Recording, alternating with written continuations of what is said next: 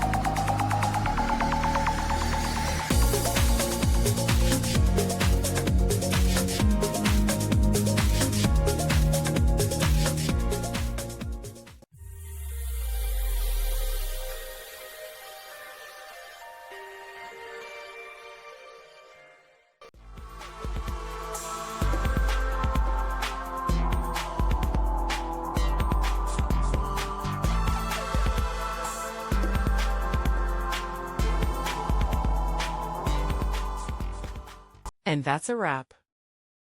I hope you found the answer you were looking for. If you did, take a second to hit that subscribe button. It really helps out. And let me know in the comments which solution worked best for you. See you next time in the debug zone.